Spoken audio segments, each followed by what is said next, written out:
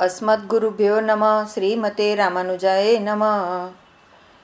यतिराज श्री रामानुजाचार्य द्वारा शिष्यों को दिए गए 72 वाक्यों का उपदेश।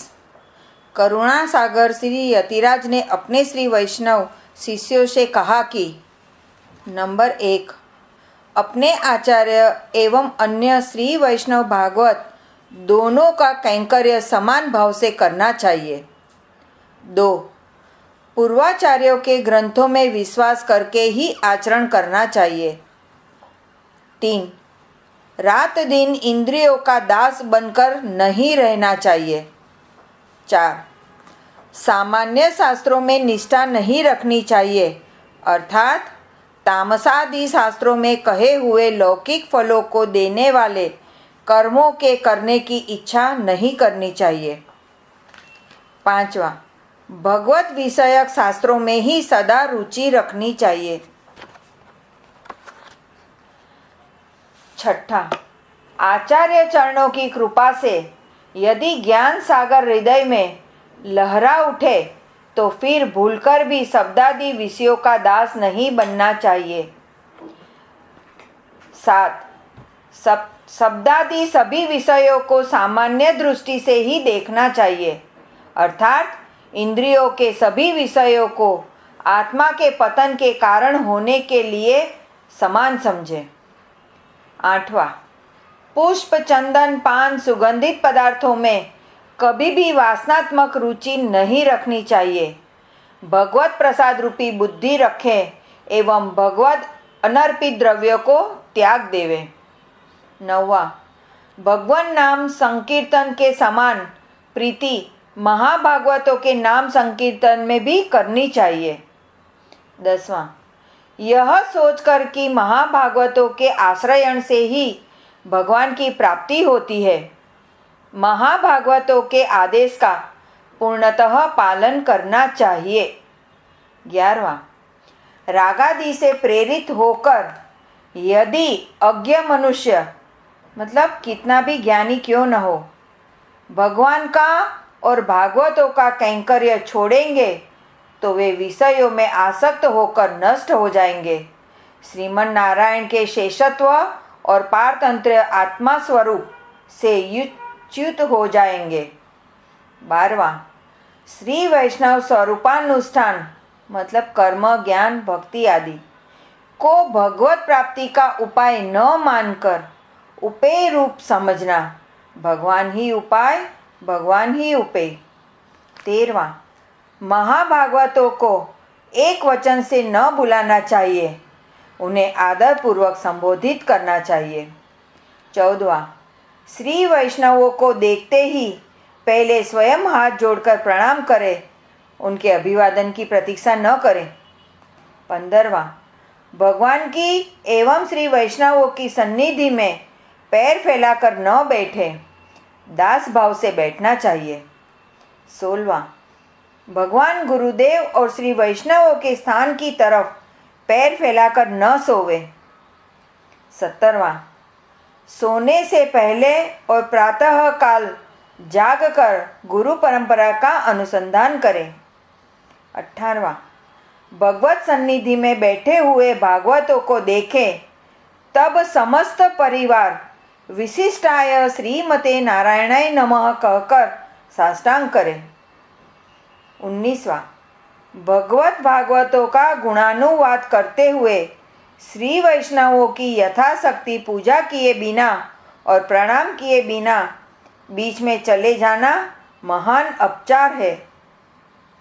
20वां, श्री वैष्णवों का आगमन सुनकर सन्मुख आगे बढ़कर स्वागत करना और जाते समय कुछ दूर साथ चलकर बहुमान पूर्वक विदा करना चाहिए, ऐसा न करने पर महान अपराध होता है।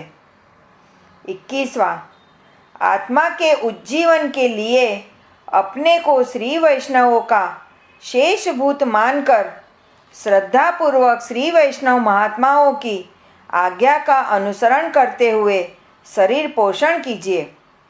सांसारिक लोगों के घर घर सदा भटकना, कुछ धन प्राप्ति आदि की इच्छा से उनकी झूठी प्रशंसा करना और अपने नियमों को छोड़ना यही अनाचार है और श्री वैष्णव स्वरूप के लिए हानिकारक है।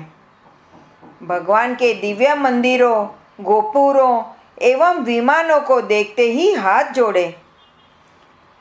23वां, अन्य देवताओं के विमान को देखकर आश्चर्य न करे, देवतांतर की महिमा सुनकर विस्मय न करे। 24वां, भगवत भागवत महिमा वर्णन करते हुए पुण्य पुरुषों को देखकर आनंदित न होना तथा व्यर्थ ही उन पर आक्षेप करना निश्चय ही अपचार है। 25वां, किसी श्री वैष्णव की छाया का उल्लंघन न करें। 26वां, अपने देह की छाया भी श्री वैष्णवों पर न पड़ने दे। 27वां, इतर लोगों का स्पर्श करने के बाद उस अपवित्रता को दूर करने के लिए श्री वैष्णवों का चरण स्पर्श करें। 28वां, दरिद्र श्री वैष्णव के अभिवादन का प्रत्युत्तर न देना भागवत अपचार है। 29वां, मैं दास हूँ ऐसा कहकर प्रणाम करने वाले श्री वैष्णव का आदर करना चाहिए, अनादर करना महान अपचार है। 30वां, श्री वैष्णवों के जन्म, कुल और आलस्य आदि का निरूपण नहीं करना चाहिए। श्री वैष्णवों के दोषों को न देखे, न कहे, दोषों को भूलकर उनके गुणों की ही चर्चा करनी चाहिए। 31वां, सामान्य जनों के सन्मुख भगवान का तीर्थ और भागवतों का श्रीपाद तीर्थ नहीं लेना चाहिए। 32वां, तत्वत्रय एवं रहस्यत्रय को नहीं जानने वालों का तीर्थ नहीं लेना चाहिए। 33वां, ज्ञानी एवं सदाचारी श्री वैष्णव का श्रीपाद तीर्थ प्रयत्न पूर्वक नित्य लेना चाहिए। 34वां, भागवतों एवं मुझ में समबुद्धि नहीं रखनी चाहिए, माने परमैकांतिक भागवतों को मुझसे मतलब यतिराज से भी श्रेष्ठ समझे।